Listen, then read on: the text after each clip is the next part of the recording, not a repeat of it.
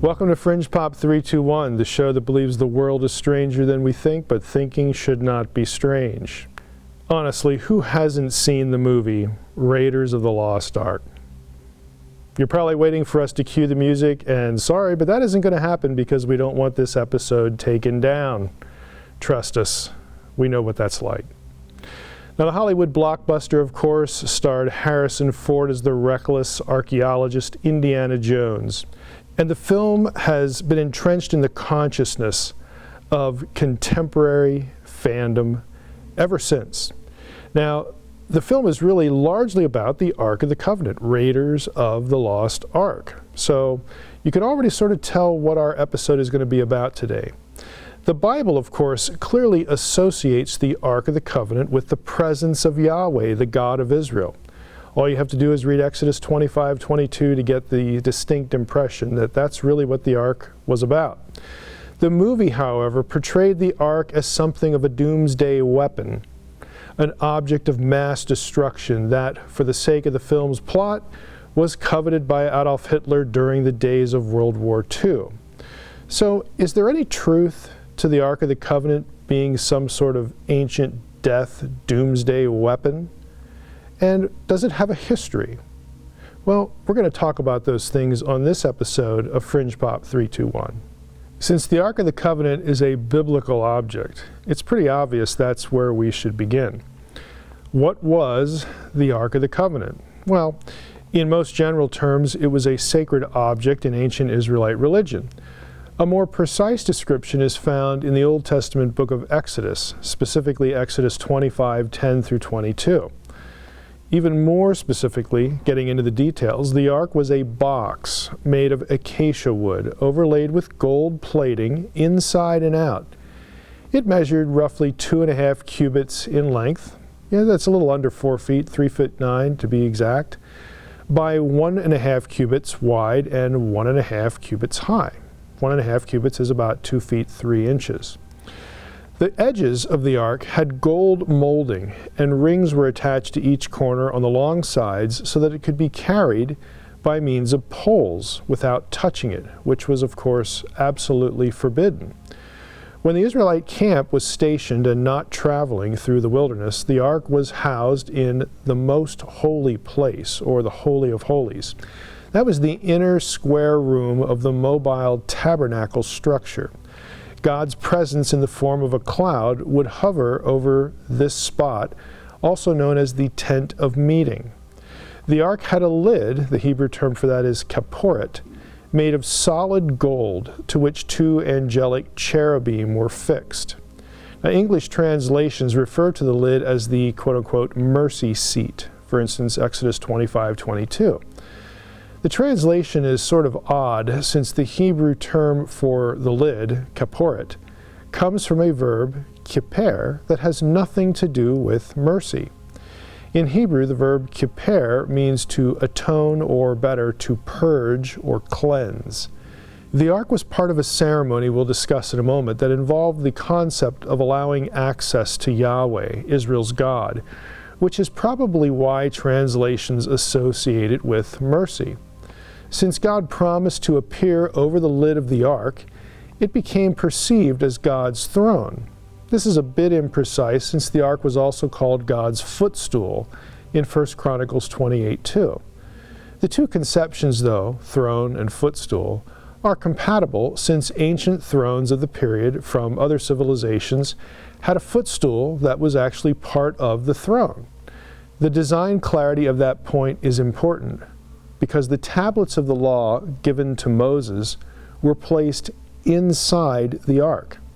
This practice mirrors how ancient Near Eastern kings would deposit covenant treaties made with other nations inside the footstool of their thrones.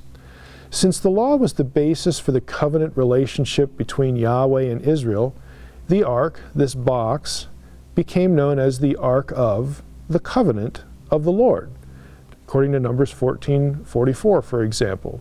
It's also referred to as the Ark of the Testimony, Exodus 25:16. The descriptive phrases mean the same thing. This ark was associated with the tablets placed in it. as the footstool of God, the footstool of the King of Israel. Aside from serving as a repository for the tablets of the law given to Israel at Mount Sinai, according again to the book of Exodus, the Ark had other purposes in Israelite life. The Ark of the Covenant was associated with Israelite ritual, war strategy, and divine revelation. First, according to Leviticus 16, the Ark was the central object of the annual Day of Atonement, Yom Kippur. That was a ritual that had central importance to the people of Israel.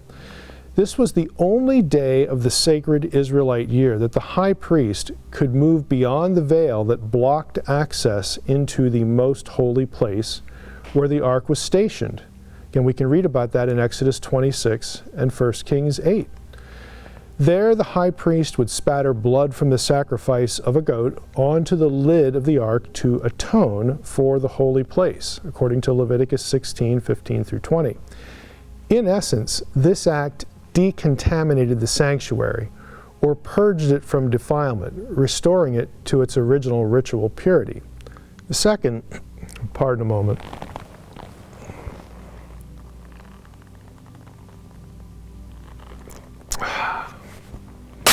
Second, because the ark was associated with the very presence of Yahweh, the God of Israel, it was at times taken out onto the battlefield against Israel's enemies. 1 Samuel 4:3 is a good example. On some of these occasions, miraculous events did occur, such as the parting of the Jordan River in Joshua 3, verses 8 through 17. Lastly, God would also dispense information when appearing in a cloud above the ark. Exodus 25:22, Exodus 30, verse 6 are examples. So consequently, the ark had a kind of oracle function as well. The observation that Israel at times brought the ark onto the battlefield takes us back to the movie Raiders of the Lost Ark. In the movie, two representatives of the U.S. government show up where Indiana Jones teaches to cajole him into searching for the ark. They don't seem to understand why Hitler is interested in it. Indiana Jones shows them an illustration of the ark in an old Bible that depicts a stream of radiant, flaming light shooting from the wings of the cherubim, decimating the enemies of Israel. Indiana Jones then adds that the Bible describes the ark, quote, leveling mountains and wasting entire regions, unquote. So, was the ark a death ray, a death weapon? Well, no. The movie's descriptions and dialogue are pure fiction. There isn't a single verse in the Bible that describes the ark emitting any sort of beam or death ray. And Indiana Jones' description cannot be found anywhere in the Bible's pages. Some people, though, would point to two occasions in the Bible where people died because of the ark. There's an example in 2 Samuel 6, 5 through 10, where Uzzah touches the ark to steady it and is struck dead. The second one is the men of Beth Shemesh incident. They die after looking into the ark, which requires removing the lid and thus touching it. So yes, God was serious about punishing people who touched the ark. It was His primary sacred object. But for it to be a weapon, you'd have to put it on the battlefield with a sign that said, "Don't touch me," because that's the only way that it's lethal. That might produce some casualties, but that's really not much of a weapon. Another myth about the Ark of the Covenant is that it contained God. Now, Graham Hancock is a prominent promoter of this myth, along with other writers. In The Sign and the Seal, Hancock's book, he writes, quote, "The Israelites naturally thought that the physical powers of the ark were the activities of Yahweh, who had placed His presence upon the ark. In this belief, however, they were mistaken. Put another way, since the Israelites had seen the powers of the ark firsthand, they must have believed the ark contained their God," unquote. That's page 293 from Hancock's book, The Sign and the Seal. Now that simply isn't true. The Israelites knew what was in the ark, 2 stone tablets, according to 1 Kings 8:9. They weren't so utterly stupid to think that 2 stone objects with lines of Hebrew on them was a deity. Not only is this thought incoherent, but no verse in the Bible ever claims that Yahweh was in the ark, or ever entered it, or got out of it. The biblical language is clear. God told Moses, quote, "I will meet with you, and from above the mercy seat," that's the lid, "from above the lid, from between the two cherubim that are on the ark of the testimony, God would speak with Moses." That's Exodus 25:22.